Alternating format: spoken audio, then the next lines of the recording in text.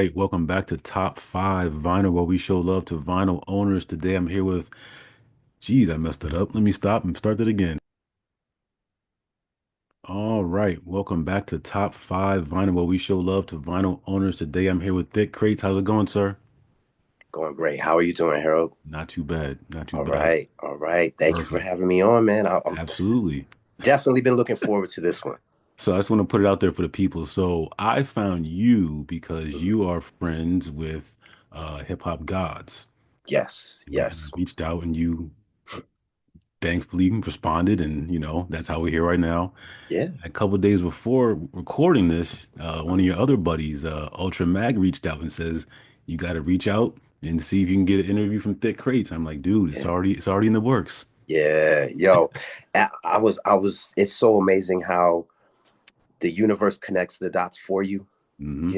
And I was like, yeah, we're on the right path. We're on the right path. If Yeah, people were reaching out to us after we already locked it in, exactly.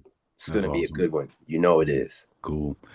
And before we get started, I understand that you press vinyl and do all kind of fun stuff with vinyl. Can you let the people know what you do, where they can find you, what you got going on over there? Absolutely. I run the label Thick Crates. Work with a ton of artists that I feel are some of the best in hip hop today. Done records with Camouflage Monk from Griselda. Done records with Jazz Soon. A lot of records with Jazz Soon. Working on some records with some very noteworthy artists that you guys are going to see in the future. Mm. This year we got some heavyweight heat coming out. But you can connect with me on Instagram. All of our releases are purchasable directly from me. The Instagram handle is ThickCr, the number eight, and S. So Thick Crates. You can find I'm me gonna there. put the information at the bottom of the screen so they can find you. Dope. Yeah, cool, cool. Oh, and I guess before we actually get started, I want everybody to like the channel, subscribe, tell all your friends, all that good stuff you guys get into YouTube land out there. Thick Crates. Mhm. Let's rewind time. All Can right. you tell us, did you grow up in a household that had a vinyl record player? Oh, absolutely, absolutely. Both households. Hmm. Um, my parents split when I was really young, but both households had record players. You know, my pops, I would see a lot of his vinyl. He had Diodato records, he had Gabor Sabo records, also had stuff like Miami Vice soundtrack, Pat Garrett and Billy the Kid soundtrack. There's a lot of different flavors. And then my mom's side, absolutely heavy into the jazz. My uncle on my mom's side is actually the one who put me up on hip hop. Hmm. He was very heavy into the funk, Hmm. the Parliament, the George Clinton, Bootsy Collins, all of that stuff.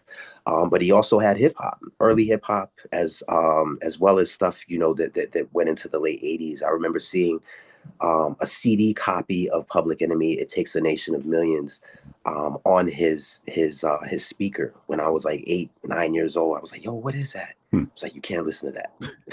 Right. But yeah, I had record players, family members with record players in every household. Mm, Yeah. mm, okay. Between mom and dad, who do you think would let you touch the record player more growing up? Neither. Okay. Neither. Don't Okay. touch the record. And I Okay. still, when I first saw like a Run DMC video and saw Jay scratching on the Hmm. video, Hmm. I had to try. I was probably like 8 years old, and at this time I was living with my pops. And yeah, I absolutely messed a couple records up just trying to, see Right. how that actually works. Right. But at no household could you touch the vinyl. Okay. All Nope. right. Just had to ask. I had to see where this was gonna go. All right. Cool. Yeah. All right. Do you remember the first vinyl record that you bought with your own money? That is so crazy. So the first vinyl record that I ever got was Thriller, by Michael Jackson. Mm-hmm. And I believe when he followed up with Bad, I thought it was going to be as good as Thriller. And I did purchase a copy of that. I believe that may have been that may have been the first one that I purchased for myself. Mm, I would have been like probably like 9 years old, right. 8, 9 years old, somewhere around there. But in my teens, it was all hip hop. It was all hip hop. By 15, man, I was I was in there. I was going for it. And I would say some of the earliest records, hip hop records that I bought would have been like Ultra Magnetic MC's Watch Your Back 12 inch. This is like a Tough City version that came out in like probably 95, 96, somewhere around there. Probably Okay. 95. Um, and I went crazy that summer of 95, 96. I was just buying by Mm. every bit of money that I could earn, doing chores, allowance, all of that stuff. I was buying So, records. so let's And let's let's fast forward to today. Like, mhm, if you had to guess, mhm. how many vinyl records do you think you own? Yo, if you can count them, you need more records. You know what I'm saying? That's wild. So so I'm well over 10,000, like Mm, probably more in the neighborhood of like 15, somewhere around there. That's just the estimate. It could be 17. mm, Um, I've gotten rid of records too. As you mature in your collecting, you learn to trim the fat. mm, And a lot of times, as you become more experienced with the collecting, your fat is actually really dope too. mm, So mm, I've been fortunate in a sense that I had the understanding even back in like 99, 2000, 2001 to know that these records are probably going to dry up at some point. Buy them as often as you see them. mm, Certain ones. mm, And because of that, in 2025, I might be able to produce 12 to 15 sealed copies of a record from 1970 that's mm, sought mm, after. But it's just because I was buying at a time where these weren't as scarce, and also at a time where they weren't as expensive. right. And so now, with the internet, you have people that come up on collections and look on Discogs and assume that all of these records that are beat up are worth top dollar of a mint condition Mm, copy. And um, I think that had some impact on how record stores and record dealers price their records. But before all of that, man, it was so you could find Roy Ayers Sunshine for like $1. mm, Bob James 1, 25 cents all day long. You know what I'm mm, saying? And this is like 96, 97, 98. mm, A lot of those CTI records were very, very easy to come by back mm, then. mm.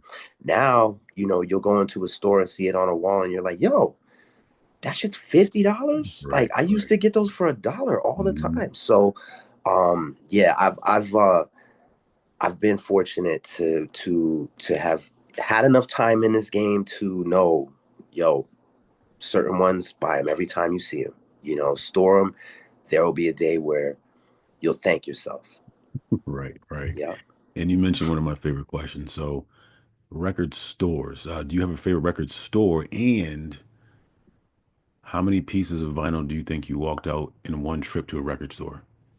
Um, I got a lot of record stores that I love. Damn, that's tough.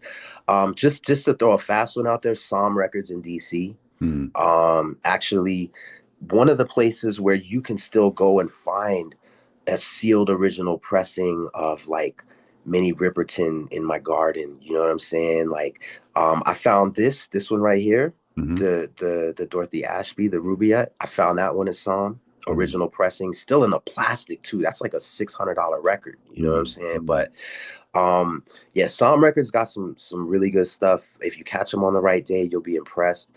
HR Records in DC is super dope. I used to love digging at hip hop site in Las Vegas before they closed down in the 2000s. They used to have a back room that had promo copies of every hip hop record, and the shit was like, $1, $2, mm, $3, mm. and you be coming out with stacks of really good stuff. Yeah. Um, 12-inch dance records in DC was always a big deal for me. They closed down. That was down there on DuPont Circle, probably like circa 96, 97, 98. Bought a lot of good hip hop records out of there. Um, man, I've Many. I've been all around. I could tell you about places all over. And it's hard to nail a favorite because a lot of times, um, what a store might have on a day-to-day basis can change, and you kind of have to bounce around to all the stores to really like to find gold. But all of those stores that I've named, I found some fire in, some absolute gems. Mm, So yeah, that's a good list. I mean, if I really think about it, I could probably give you like 10 more in different parts of the United right. States. But All right. yeah, it's a good little start. Two more questions for you. All right. How many turntables have you been through in your life? Seven 1200s, seven Techniques 1200s. Mm, I bought my first pair when I was like 20, 21, somewhere around there. mm, And since then, probably three more pairs. mm, Yeah. mm. Okay. Actually, okay, yeah. Yeah.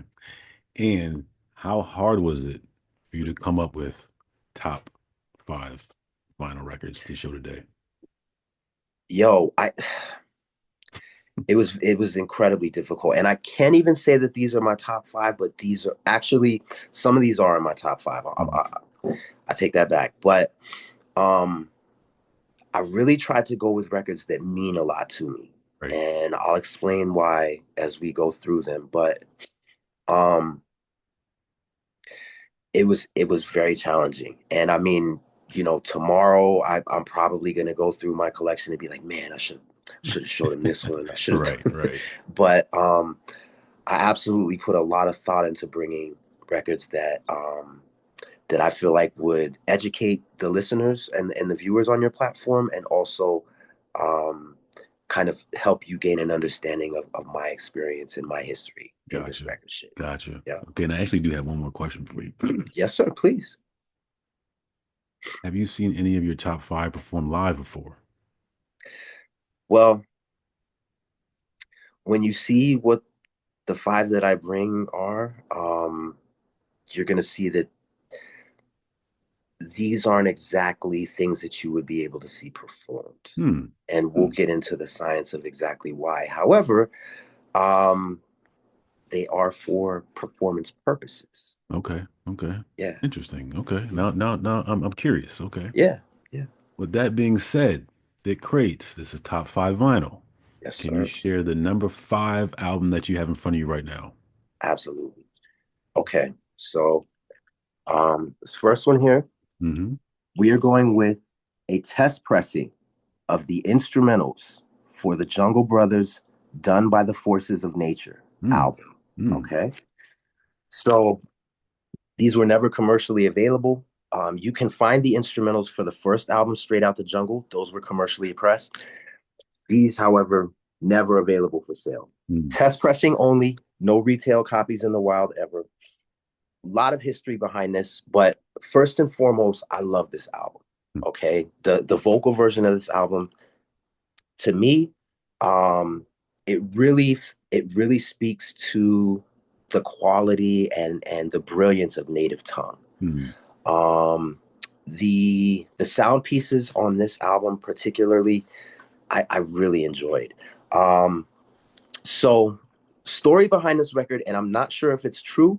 Maybe some of the other viewers would be able to confirm for us in the comments. But what I was told about this record is that these were pressed solely for performance purposes for the Jungle Brothers when they were doing their shows at this time. And the copies that the Jungle Brothers didn't keep were given to Red Alert and DJ Red Alert. Mhm. And so what I was told was that Red Alert had a box of them in a storage unit that caught fire. Mm. And so the rumor is that most of the copies of this vinyl, if you're able to find it, are going to be warped because of the fire. Mm. Um, these copies are flat as a pancake, Hmm. fully DJ friendly, and I kind of wonder if that story is true because both of my copies look like this Yeah, I can on the see. inside, Wow. right? Almost smoke stained, Hmm. right? Vinyl is absolutely clean, crispy, no issues at all. Plays Hmm. perfectly. Hmm. Um, Again, I don't know if that story is true, but here's a double of it. And we'll also examine the inner sleeves on the second copy.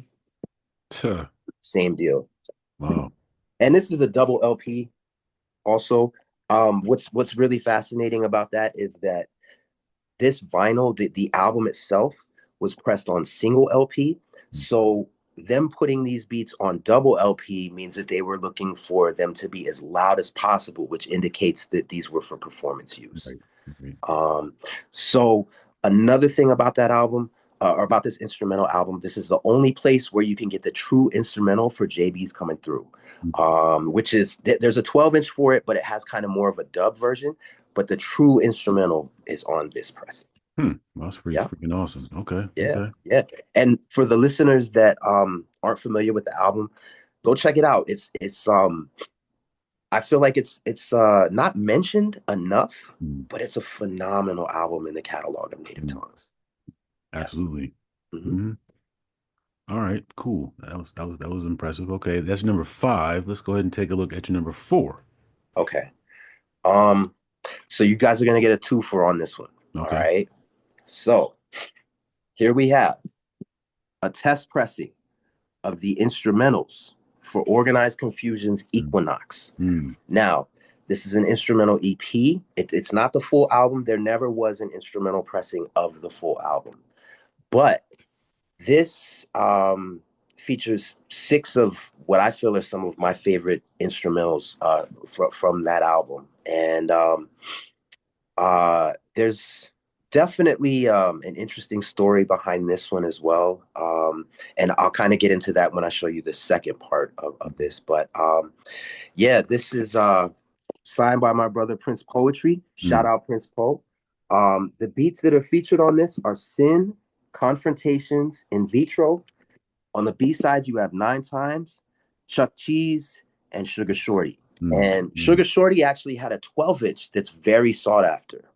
That 12-inch also has the instrumental for Sugar Shorty, but the remaining five instrumentals on this record you can't find on any other piece of vinyl. mm, Extremely sought after piece.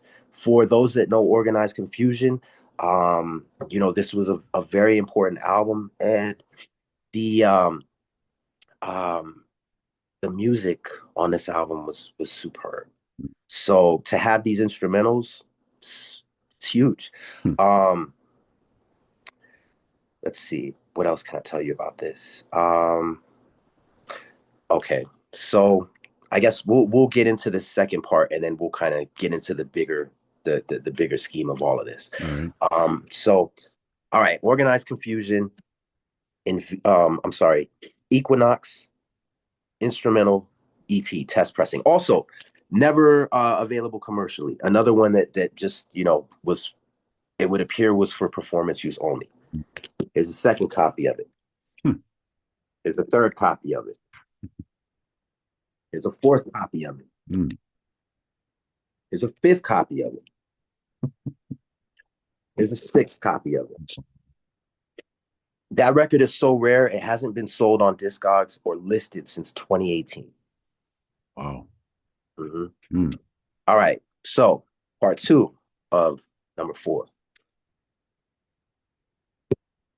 Organized Confusion, Stress, The Extinction Agenda, Instrumentals, Test Pressing. Now, um, the reason why this is special is because the instrumentals for Stress, The Extinction Agenda did eventually come out. They were released, I think, initially by Slice of Spice. They did a deluxe reissue of it. I want to say maybe back in 2015, 16, somewhere around there. I have that reissue as well.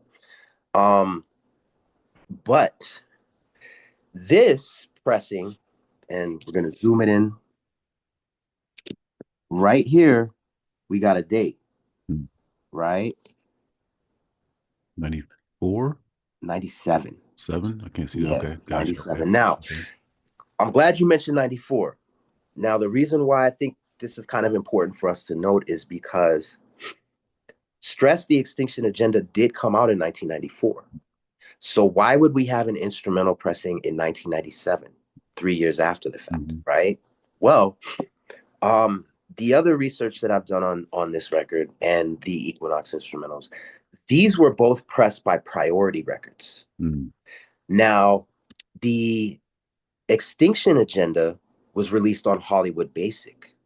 So why would Priority be pressing Stress the Extinction Agenda instrumentals? mm, Well, again, the pressing date is 1997. The Equinox album was on Priority. So my suspicion is that Priority Records or Monch and Prince probably went to Priority and said, "Yo, we need to press up some instrumentals for our shows." So I think that may have been the source for these instrumentals. mm, Now, again, on this one, this is Stress. So this one features 6 instrumentals. All right. So you get Stress, Bring It On, that other one, Why, and then on the B side, you have Bounce, 13, and Maintain. Bounce is not a song that was ever on the album. mm, So this instrumental is something that must have come out of their vaults. I don't know if it was possibly a demo that was going to make the album and then just never did, mm, but that instrumental is also on this test pressing. mm, Now, Bounce did surface on the reissues as well, but as far as I've seen, there are no 90s pressings of the instrumentals for Organized Confusion stuff other than these. mm, Now, Prince Cole is my brother. Shout out, salute Prince. Yo, I asked him about these, and he was like, "Yo, I can't identify the writing on them. I don't know." mm, So, if you ever have Pharoah Monch on here, mm, I think it would be smart to ask him. He may have some answers on these particular pressings mm, of these mm, instrumentals. mm. So, second copy, Stress. Third copy, Stress. Some rare joints for you. Oh, wow. Okay. Okay. Mhm. That was a And good story. just to get back to your question about have you ever seen these performed? Hmm. I guess you can't really see the instrumental versions of these albums Right. performed. Right. You've seen the artist, though, I'm Um, sure. yeah, Yeah. yeah, Yeah. but I would have loved to have seen an Organized Confusion show in the 90s. Mm, that's awesome. Okay. So that's your number four. Mhm. Let's go ahead and take a look at your number three. All right, number 3, test pressing of the instrumentals for Artifacts Between a Rock and a Hard Place. Mm, One of my favorite hip hop albums from the 90s. Doesn't get enough props. Tame One and Elder Sensei. I think they captured lightning in a bottle on this mm, album, mm, you know. And these are the full instrumentals. It's a double LP. Um, this one on the rarity scale may not be as heavy, but it's such a good album. It's so well produced. mm, And mm, to have these beats, you really get to hear the intricacies of what's going on with the production. And I have a tremendous appreciation for that album. One of the first groups to really lock in and write a dope song about graffiti in hip hop. Like, I mean, all the way through, truly, something that writers felt like accurately represented them. mm. Wrong Side of the Tracks is the song Right. I'm referencing, Yep. but um, the rest of that album is so dope. I mean, it's classic 90s boom bap. It just doesn't maybe have the same profile as certain other albums that came out during that time. But, original Flexi with the Tech, Coming Through Your Fucking Block, Way Back. Um, I mean, there's so many. Redman produced one of the joints on this. That's Tame One's cousin. Mm, mm, Buck Wild and T Ray did the majority of the production on this album. T Ray, the general bulk was him. Buck Wild has some really dope joints on here. Yo, that album is still ill to this day. I play that shit and it sounds fresh, and to have the instrumentals for it is a big deal for me. yeah. Definitely one of my favorites in my collection, although um, not the rarest when it comes to instrumentals. You can still maybe find them out there. They're probably about $100, maybe 80 to $100. I don't know how many were pressed, but it's also one of those records where in 5, 10 years, it's going to be a lot harder to find it. Yeah. Very cool. So that's your number three. Mhm. Let's go ahead and take a look at your number two. All right. So we're going with an ungoogleable here. All right. Okay.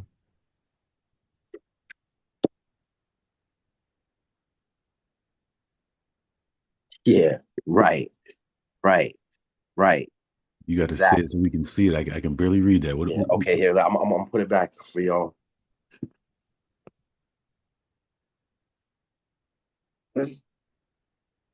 All right. Yeah. Yeah. So this one is not on Discogs. There's no entry for it. I've never seen any other collector that has it. These are the instrumentals for Wu-Tang Forever. Mm, mm, mm, Um, again, double LP, real deal. Um, I've never seen anybody with these. I've never seen them sold, mm. but these are the instrumentals for Wu-Tang Forever. Wow. Double LP, high quality. I don't know. Maybe if you get the RZA on here, you can ask him about them. I've heard stories that there was an actual authentic pressing of Raekwon Cuban Links, and that the pressings were ordered to be destroyed. Mm, So I only know one person that has that real pressing of Cuban Links. There's bootleg versions of it, and then there's like a reissue version of it. But that authentic pressing of Cuban Links, I've only known one person that owns it. mm, Shout out Jerome Van Bree. He's the owner of that one. But um, the story goes that all of those authentic presses of Cuban Links instrumentals were ordered to be destroyed. So more than likely, the amount of copies of that instrumental album are, or at least the original pressing, are incredibly scarce. I don't know. I don't know how many were pressed or how many really got out there, but this one, I've never seen it anywhere. mm, I mm, can't imagine who. I mean, maybe the DJs for Wu Tang had it. I'm not right. sure. And this kind of has a look of like something very for performance use only type of vibe, Mm, a lot of those performance discs with instrumentals, very general label, nothing special on it. It's like a white label. You might have some handwriting. mm, Every now and then it's a printed label, it'll say promo or something, but there are several that are just kind of like a basic label, and this certainly falls into that category. But again, I don't know the story behind it. I've never seen it though. Never seen it. Excuse me. That's pretty freaking crazy. Okay. Okay. All right. And for the grand finale, Thick Crates. Now, just before I say this, so yesterday we were supposed to link up, but Yes. this is the album that you had to find. And I'm Yes. so Yes. curious. What do we have over Yes. there for the grand finale? What do you have for number one, sir? All right. So for number one, you guys are getting another twofer. All Mm, right. So rest in peace to 45 King. That man was like a father to me. mm, Um, some of his records are some of my most important records. mm, He gifted me throughout the course of us knowing each other. He gifted me several records, signed several records for me. But this one is actually one that I found on my own. And then the second piece of this one is one that he gifted me. mm. So let's start with the one that I found, and we're going to get into some history, All right. right?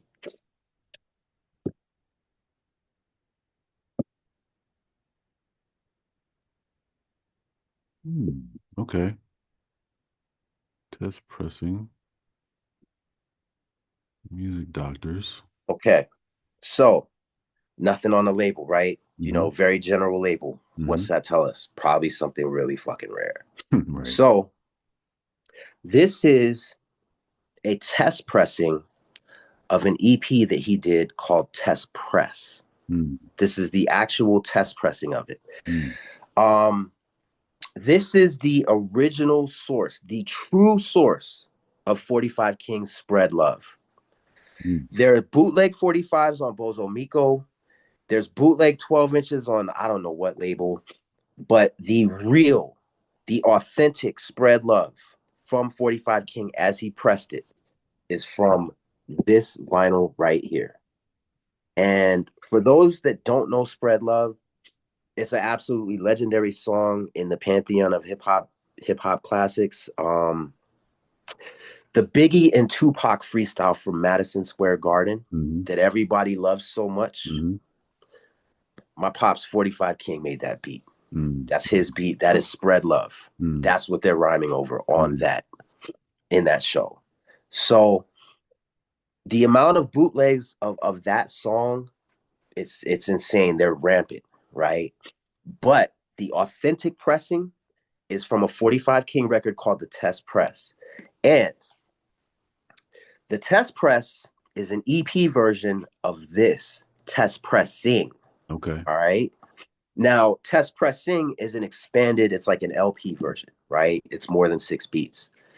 But the interesting thing about this test pressing here is that one of the beats, not Spread Love, but something else, it's also featured on this one. However, on the test pressing, there's a sample that is not on this album version. Mm. So an alternate version of that beat exists on this test pressing as well. Hmm. Hmm. But Spread Love is absolutely um, iconic and legendary in the hip hop world. Mm-hmm. So for any Mm-hmm. of the listeners that aren't hip, um, look up 45 King Spread Love. Yeah. All right. Now the one that eluded me yesterday. Okay. All right. So this was a gift from the 45 King. This is a test pressing.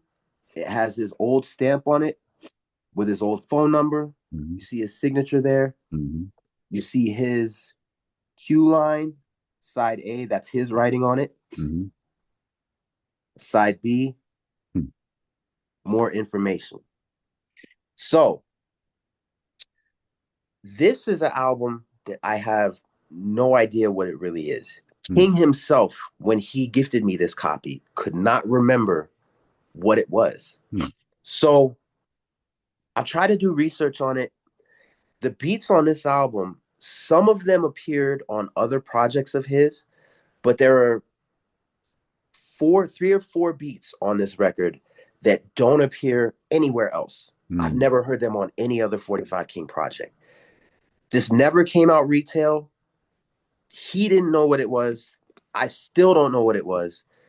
Um, there's no entry for it in Discogs. As far as I know, only 2 copies exist, Hmm. and both of them were with 45 King in his collection. He Wow. gifted me one of them for my birthday, but I don't. The only thing I can say is that one of the beats is on his Master of the Game LP. A couple of the other beats showed up on Tough City's Beats for Jeeps Volume 1, but there's mystery beats on here that I have no idea if they even Hmm. exist anywhere else. Wow. Now, the beautiful thing about 45 King is that he did so many records that he forgot about certain things. You know, there would be times where we were talking and I would play some of his beats. I'd be cutting up and he'd be like, yo, like, what is that? I'm like, this is your beat.